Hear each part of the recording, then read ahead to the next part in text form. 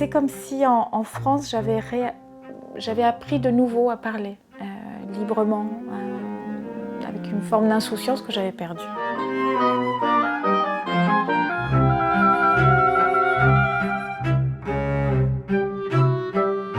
Mon père à l'époque était en prison, on a dû se cacher, ma mère et moi, après l'emprisonnement de mon père. Et il fallait que je me surveille. Il fallait que je surveille ma parole, il y avait plein de choses que je ne pouvais pas dire. Ma mère était recherchée, j'ai eu un faux nom. Il y avait beaucoup de choses surtout que je ne pouvais pas dire. Je suis arrivée en France à l'âge de 10 ans pour rejoindre ma mère. Qui s'était réfugiée en France, elle était réfugiée politique. Cette expérience libératrice est liée à un plaisir très fort autour mais un plaisir à la fois de la tête et du corps, quoi, physique, de découvrir des sons et découvrir cette langue où je pouvais enfin, voilà, ne pas m'exprimer sans être dans la peur. J'écris beaucoup sur l'Argentine et mon premier livre se passe en Argentine et justement est une plongée dans la dictature et dans cette expérience de silence de l'enfant, mais grâce au français. Quand mon premier livre a été traduit en Argentine et publié, beaucoup de personnes qui avaient vécu une expérience semblable sont venues vers moi, des lecteurs, c'est extraordinaire de lire ce livre parce que j'ai vécu quelque chose de proche et je n'arrive toujours pas à en parler.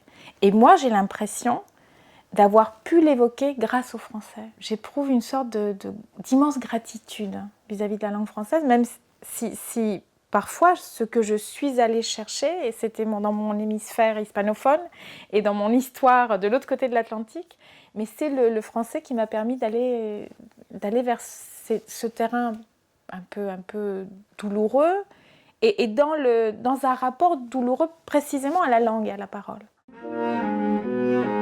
Cette histoire particulière, je l'ai poursuivie de manière romanesque, et en même temps, la matière est vraiment autobiographique. De ce cycle que constituent Manège, Le bleu des abeilles et maintenant la danse de l'araignée. Après cette expérience de silence et de cette expérience particulière sous la dictature, je suis arrivée donc en France. Et mon père, qui était resté en prison en Argentine, avait le souci de m'accompagner. Et pour lui, la meilleure manière de m'accompagner, c'était de me donner des livres à lire, des conseils de lecture, dont nous parlions par écrit dans une correspondance que j'ai eue avec lui pendant très longtemps, le temps de sa détention. Nous nous écrivions une fois par semaine exactement. Lui m'écrivait en espagnol, moi aussi. On ne pouvait pas s'écrire dans une autre langue. Pourquoi ? Parce qu'il fallait que les lettres passent la censure de l'administration pénitentiaire. Et donc lui lisait des livres, des classiques français en traduction. Bon, il ne lisait pas que ça, mais il lisait beaucoup de classiques français en traduction pour moi, pour que moi je lise ces mêmes livres en français, où je m'efforce de les lire en français, et que nous puissions en parler en espagnol dans la correspondance que nous avions. C'était une manière d'être ensemble. Je crois que l'Argentine et l'Uruguay sont des pays où la langue française est très présente et la littérature française est très présente. Ouais. L'Espagne reste le pays colonisateur. Lorsqu'il y a eu une libération, disons, et au moment des indépendances, la France était un modèle. La Révolution française, les valeurs de donc c'était très très présent. Le modèle a souvent été, dans ces moments fondateurs, français. Il y a de grands auteurs français qui sont nés dans ces coins du monde. Je pense à Supervielle, je pense à Lautréamont. Il y a une histoire forte d'échanges, d'histoire humaine, d'aventure humaine aussi. Il faut voir que dans les années 70, Franco était encore là.